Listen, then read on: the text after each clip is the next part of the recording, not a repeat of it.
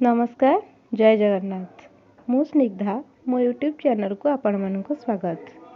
आज भिडियो रे आमे एमए से थर्ड सेमिस्टर रो पेपर 11 भाषार गठन और प्रकारर 1 नंबर एवं 2 नंबर उत्तर गुड़ी को आलोचना करिबा। 1 नंबर प्रश्न, ओडिया भाषा रे केतोटी मौलिक स्वरध्वनि रही? केउमानकु मौलिक स्वरध्वनि कहा जाए?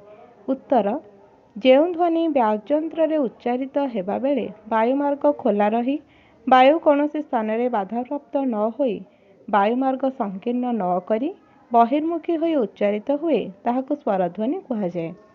जिह्वार अवस्थान को लक्ष्य करी उच्चारणर स्वातंत्र्य अनुसार 8टी मौलिक स्वरध्वनिर अनुसंधान करा जायछि। सेगुड़िक होछि हर्षई, ए, ऐ, आ, अ, ओ, औ एवं हर्षौ। पुनः ए मौलिक स्वरध्वनि दुई भागरे विभक्त करा जायछि। हर्षई, ए, ऐ एवं आ हेउछि अग्र स्वरध्वनि, आ, ऐ, ओ एवं ओ हर्षौ हेउछन्ति पश्च स्वरध्वनि। प्रश्न ख, रूप विज्ञान कहिले कौन बुझ? प्रकृति प्रत्यय मिश्रं सार्थक ध्वनि संगतम रूप निर्माण संबंधं पदविज्ञान मिश्यते। अर्थात रूप विज्ञान बा मॉर्फोलॉजी हेउछि मानवीय भाषा रे व्यवहृत विभिन्न शब्दरूप गठनर वैज्ञानिक अध्ययन। अन्य अर्थरे पद बा रूप सहित संश्लिष्ट वैज्ञानिक संबलित अध्ययन को रूप विज्ञान कहा जाए। मॉर्फोलॉजी पदटी गोटे ग्रीक शब्द। यह मॉर्फ अर्थात आकार बा रूप एवं ओलोजी अर्थात अध्ययन। तेणु मॉर्फोलॉजी बा रूप विज्ञान कहिले पशु पक्षी वृक्ष लता भूमिरूप मूर्तिका सबकिछि जागतिक वस्तु पाई सांकेतिक शब्द रूपर आकारगत बा रूपगत अध्ययन को बुझाई थाए। एही क्रमे भाषा विज्ञान रे रूप विज्ञान कहिले आमे मानवीय भाषा रे शब्द रूप और शब्द संरचनार वैज्ञानिक सम्मत अध्ययन को बुझाए। प्रश्न ग, गोटे सार्थक वाक्य पाई की उपादान दरकार? उत्तर, भाव प्रकाशर माध्यम को भाषा बोली कहा जाए। एई भाषार न्यूनतम एकक हेउछि एक वाक्य। केतेक समुचित अर्थ प्रकाश करुथिबा शब्दर समाहार रे एहार सृष्टि एवं यह संपूर्ण भावरे अर्थ प्रकाश करुथिले सार्थक वाक्य रूपे विवेचित हेब। वाक्यटी सार्थक सुंदर और भावयुक्त हेले भाषार मर्यादा वृद्धि पाए। सार्थक वाक्यटी गठन करिबा समय रे एथिरे भाषार समस्त उद्देश्य और लक्षण प्रकाशित हेबा उचित। सार्थक वाक्य पाई आवश्यक उपादान गुड़िक हेला एहार उद्देश्य, संज्ञा, लक्षण, सार्थकता, योग्यता, आकांक्षा, आसक्ति और अन्वति। प्रश्न घ, वाक्य विज्ञान रे पदिम काहाकु कहा जाए? उत्तर, वाक्य संरचनार विभिन्न घटक गुड़िक मध्यरे परस्पर संबंध गुड़िकर अध्ययन को वाक्य विज्ञान कहा जाए। ब्लूमफिल्ड द्वारा प्रदत्त टाक्सिमी शब्द को ओडिया रे अनुवाद कले पदिम रूपटी को पाई परिबा। वाक्यर क्षुद्रतम अवयव को पदिम बोली कहा जाए। वास्तव रे वाक्यर क्षुद्रतम एकक हेउछि पद। वाक्यर प्रमुख अंग रूपे एही पदर अध्ययन को पदिम बोली कहा जाए। वाक्य रे पद गुड़िक किपरि कार्य करिथांती, केउं सब कार्य को अभिव्यक्त करिथांती, सेगुड़िक स्थान रे परिवर्तन अर्थ रे परिवर्तन घटे बा घटे नाही, जदि अर्थ परिवर्तन घटे तेबे ताहा किपरि हुए आदिर अध्ययन एही पदिमर एक अंशविशेष अटे। प्रश्न 1, व्याकरणिक अर्थ परिवर्तन काहाकु कहा जाए? उत्तर, ओडिया भाषा रे व्यवहृत शब्द समूहर अर्थ सर्वदा निर्दिष्ट नुहे। स्थान विशेष और व्यक्ति विशेषक ग्रहणीयता अनुसार यार परिवर्तन घटी थाए।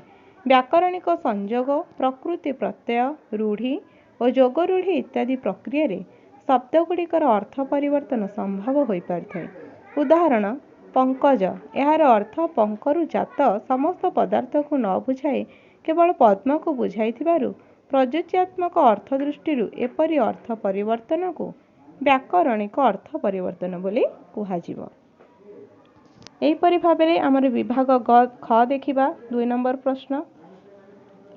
मोर उत्तर गुड़िक आपको जदि लंबा लगुच तो 50टी शब्द अधिक हो ताले आपण माने केवल मेन पॉइंट को बाछिकी लिखिपारे। 2 नंबर प्रश्न क स्वर संगति कहले कौन बुझ?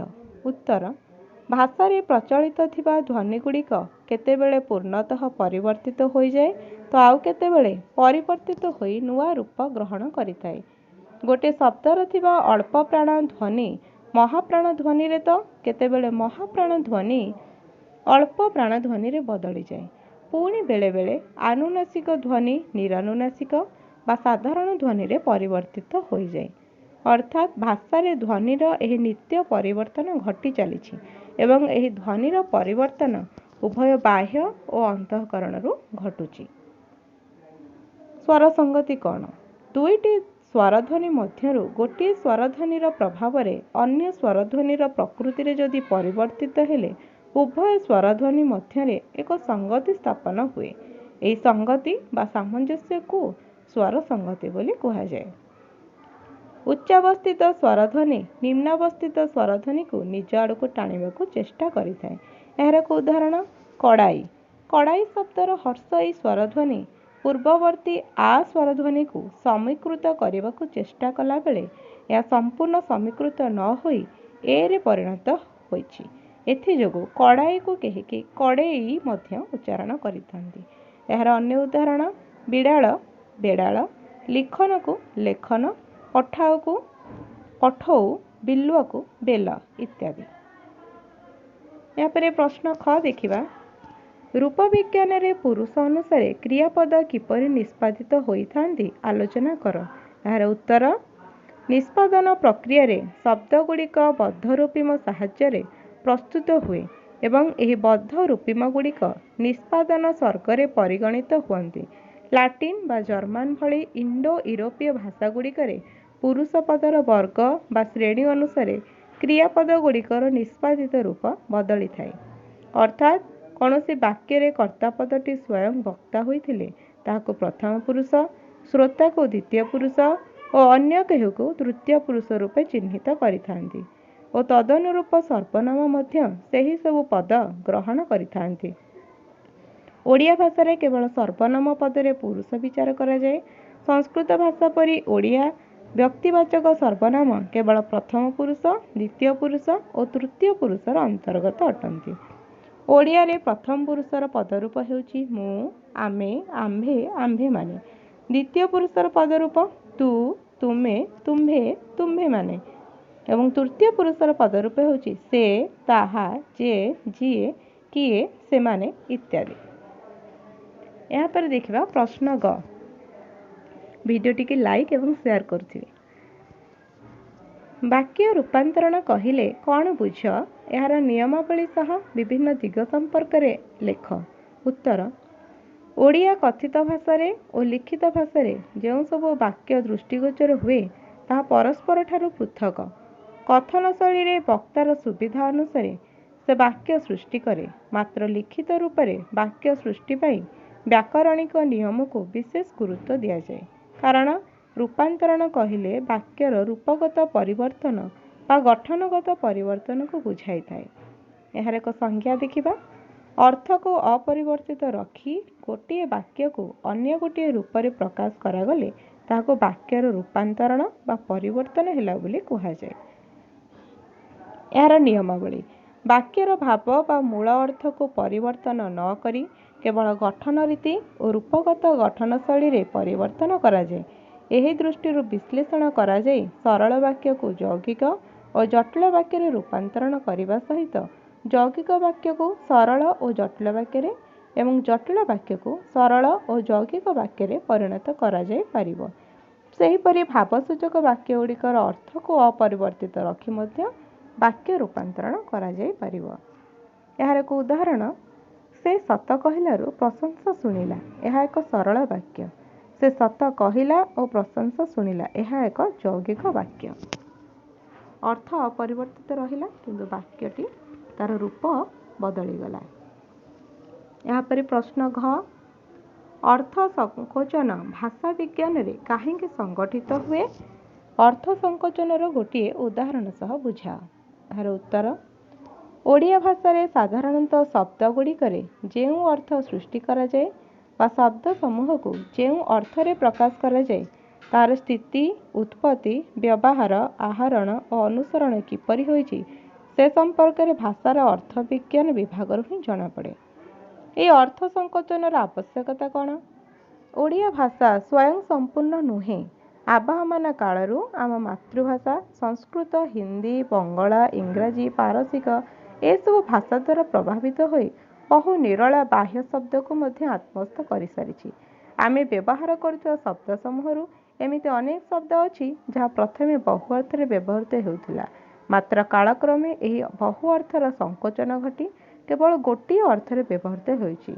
एही अर्थ विज्ञान रे एही भली प्रक्रिया को आम अर्थ संकोचन बोली कहि परिबा।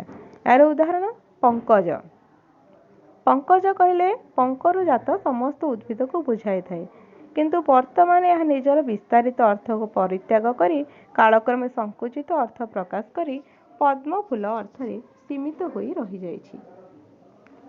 यह थिला हमर MAOD 11 रो 1 नंबर एवं 2 नंबर प्रश्न गुड़िकर उत्तर। आपण मानक जदि वीडियो भल लगुछि ताहे लाइक निश्चय करंतु एवं निज निजर अभिमत बा कमेंट जरिया रे मते जणांतु। रहिली, नमस्कार।